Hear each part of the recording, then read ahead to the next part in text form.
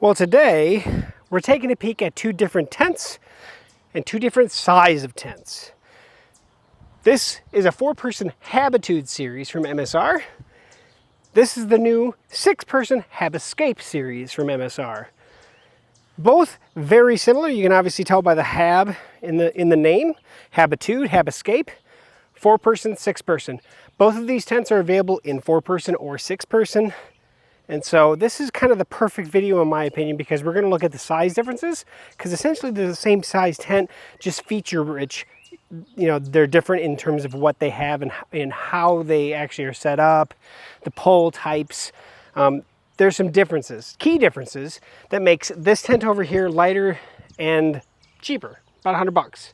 So these are basically identical in terms of price.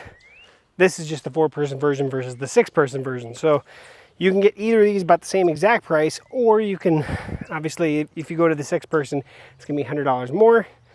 If you go to the 4-person, it's $100 less. So today, let's take a peek. Habitude versus Hab Escape, 4-person versus 6-person.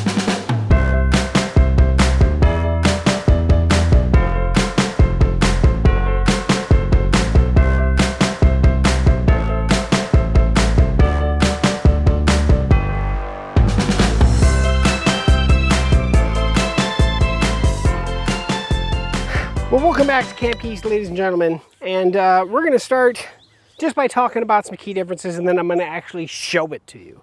So Habitude came out a couple years ago now, right? Last year is when I actually officially got one to do a full setup video and review video. I took it on our trip that we actually took to the Great Smoky Mountains, camped along the way and camped in the Smokies. It was fantastic. We loved the tent. Now, it's a 4-person tent. It was me, my wife, and my 2 kids. It fits 4 people fairly comfortably, to be honest. 4 people next to each other all the way, you know, and then you still have a little bit of space at the feet for your stuff, right? But 4 people next to each other, not bad at all. It really wasn't. I'll be honest about it. It was comfortable 4-person tent, which is what I'm usually looking for. It was nice because of the storage size and everything. It just fit better, excuse me, than I actually have a 6-person different brand. Similar shape, but a lot more space than even this guy. This is a 6-person Hab Escape.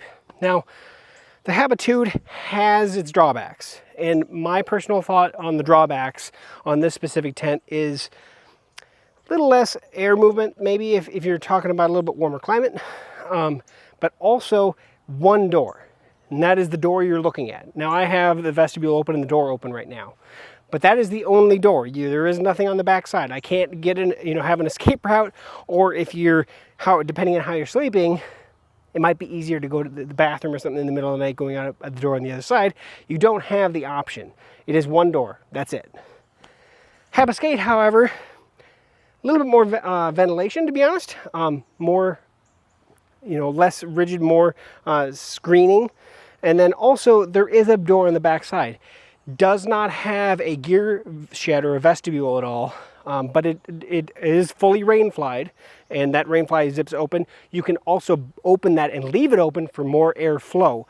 So if I was looking at these 2 tents right away to tell you, if I was looking at both the 4-person or the 6-person versions of either, if you're in a warmer climate or you're sleeping, camping where it's a warmer area, a little hotter, I would probably go the Hab Escape, because the airflow alone is it'll be a big beneficial.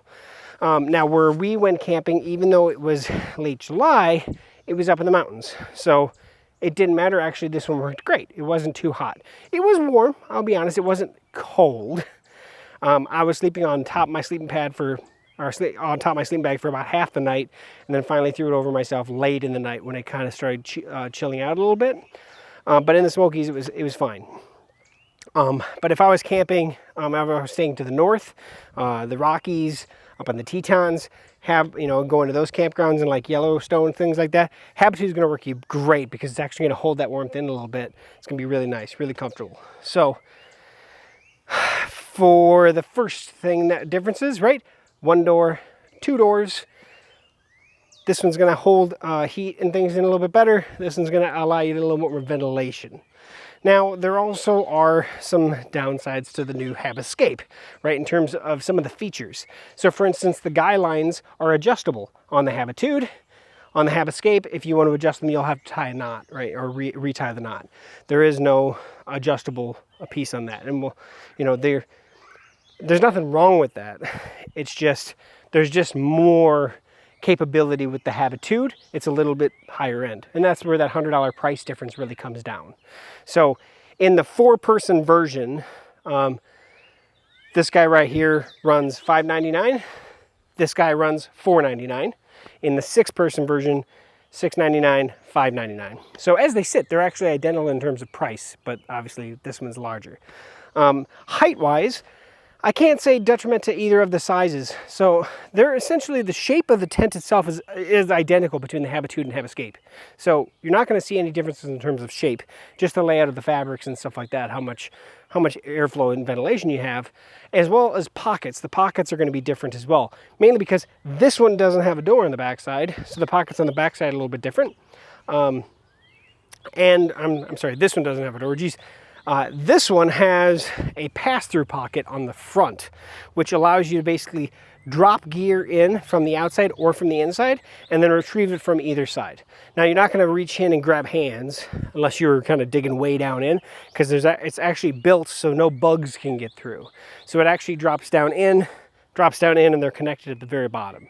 So kind of neat. Allows you, you know, if you threw a phone in there from the inside, you can easily retrieve it from the outside. It just works really good. Or if you're going to pass like chapstick or sunscreen or something, you can easily do that within the tent from the inside outside without opening the door and let bugs through, right? So obviously, depending on where you're camping, it might be fully bug filled. So that's one noticeable difference in terms of use. Now, you'll also notice differences between the vestibules, the gear sheds, right? This one has a full, I'll be honest, the shape of the gear shed's about the same, but how they open is different, right? This one has a zipper on the one side. I zip it up, I roll it back, and then I have kind of access there. Now, I can actually undo that and roll it up again and have the whole through, like 2/3 of it open rather than the 1/3 of the gear shed I have currently. I can do that with this one. That works fine.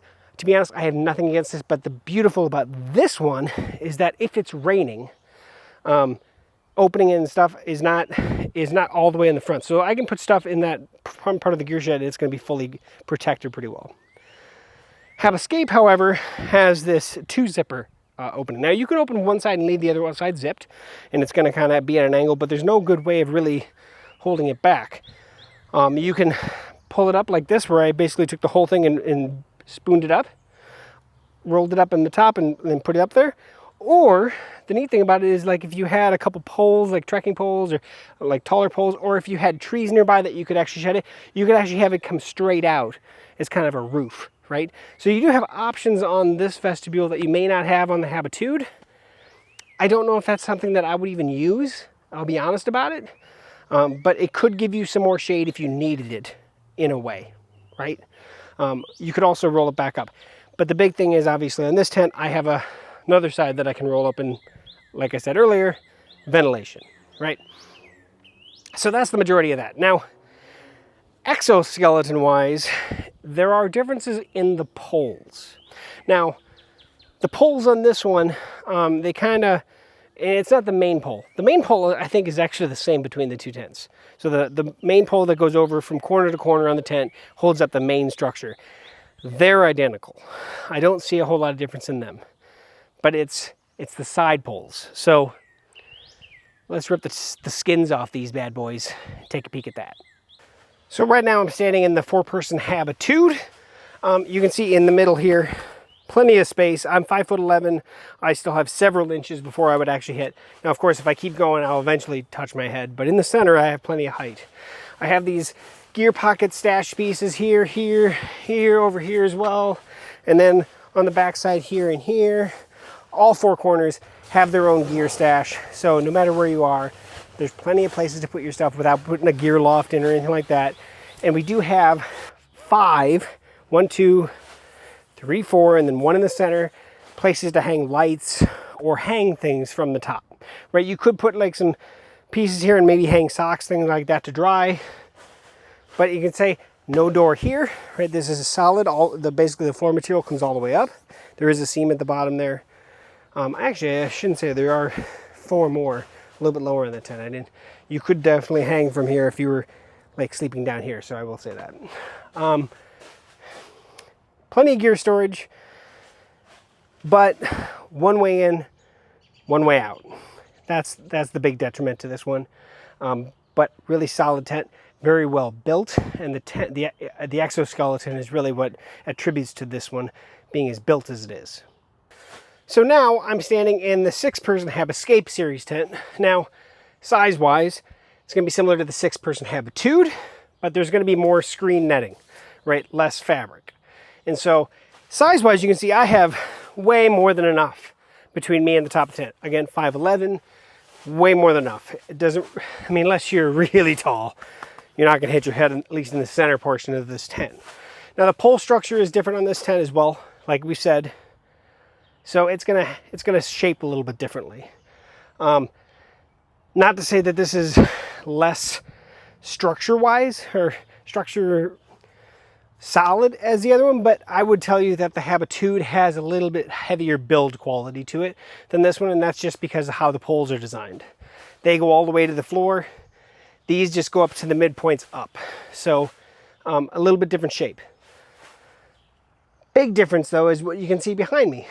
A screened door. Now I pulled the rain fly across so you can see that we can go right through. This is a door, full door. I can open this door and roll it up and leave it open and get lots of airflow through here. Or I can leave it like it is. This will stay cooler than the Habitude, without question. During the daytime, this is probably going to be a fairly decent tent to be in if you're in a warmer climate than the Habitude series would be without removing the rain fly. But then you're going to get sun, right? Lots of options, essentially the same option to hang lights and stuff in this series versus the Habitude, even in the 6-person here. The difference is that some of the gear pieces are going to be a little bit different.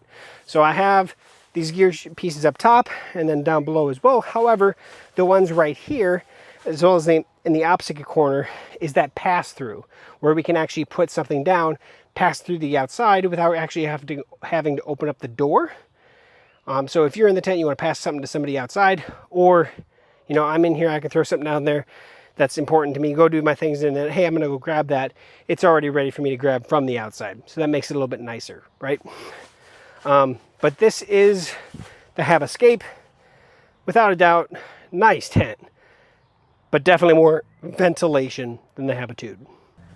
So here we got the pass-through pocket. So like if I'm going to take my phone on the inside, drop it down, and then I'm on the outside, I can actually reach down into this pocket, grab my phone without actually passing any bugs.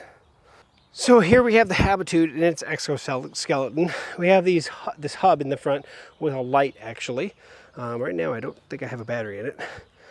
Took that out for the season. But main hub, and this pole comes down to another hub that goes down to the foot, but it travels all the way down to that foot, and that one comes back not to a hub but just to another piece right here in the back. So essentially what the Habitude series literally has 3 X series hubbed poles. So one on this side, one for the top, which is the longest one, and then identical for the other side. The other thing to point out is that these pieces down here that are actually going in are aluminum.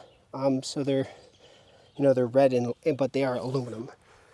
The Hab Escape, however, no hub, no light, and you can tell that they are actually steel brackets on all of those. So they're a little bit thinner, but they are steel. And then we actually have a pole that goes from there down to here, and it is a separate pole. So we actually have 4 individual poles, and then we have the X hubbed main line pole. So this one, we don't have any poles down here, right? And because of that, we're not going to have the same structure that we have with the Habitude. So the Habitude is definitely built, it's a heavier build tent. It is going to take more abuse. And definitely heavier wind. So if you get wind, you're going to want to guide this out decently. But you can see, not going to be the same structure as the Habitude with the Hab Escape.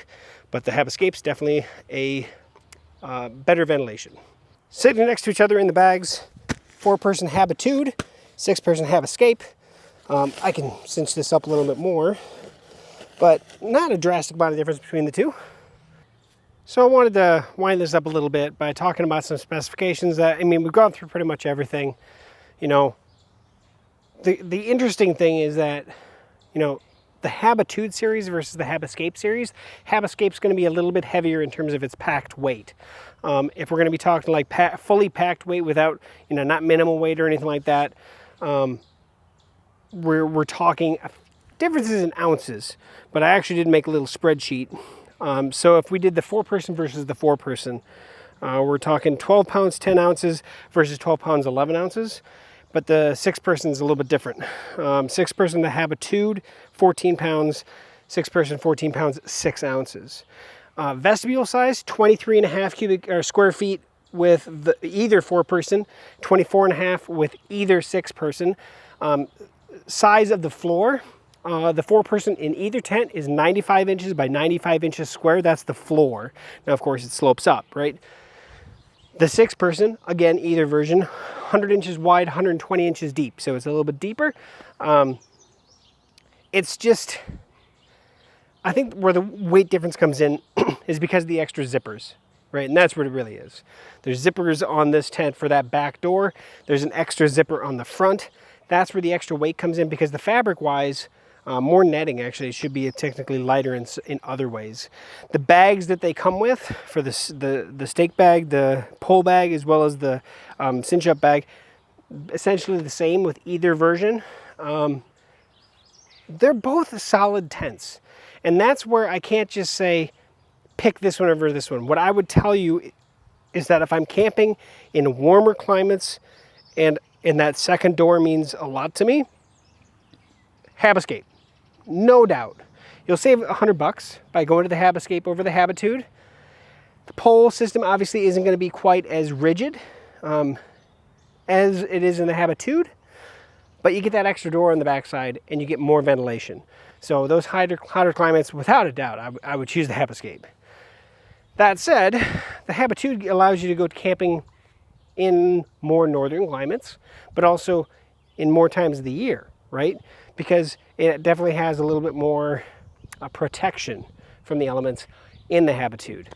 Now, even to be honest, with only having one door, you technically have less netting, so less ventilation.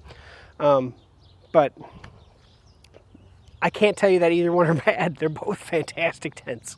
Now, I've spent more time with the Habitude, obviously, and love it. The Hab Escape, almost the same tent with some things turned off to help reduce the price, but I like the fact that they give you that second door. I think in all reality, I would love to see them come out with a version of the Habitude with that more rigid structure and everything, but give us that back door. Now, one other thing that I didn't touch on is that there's one feature that the Habitude has that the Hab Escape does not have, and that is a light at the entrance. So there's actually a light built into that tent so you can illuminate. You know, it's just a little LED light. It's built into it. It is a nice feature. It's one of those small features that, oh yeah, it's neat to show people, but you'll actually use it. So pretty neat on that. So thank you for sticking to the end. I hope we went through to show the differences between the 4-person and the 6-person, but also the differences between the Habitude and the Hab Escape. You're not going to go wrong with either of them. But depending on how you tent and where you tent, one might be a better fit for you. Now, if you have any questions, comment below, share, subscribe. I'd love to have a good thumbs up on this video if you could for me. But thanks for watching here on CampGeeks. I'm sure I'm going to have more tent videos, more product videos. This year I'm planning on doing a whole bunch more, so thanks for sticking to the end. MSR, keep it up. Great tents. I love seeing tents that just work, right? They just work. So thanks again for watching. We'll catch you back here for more feature video reviews and setups right here on CampGeeks.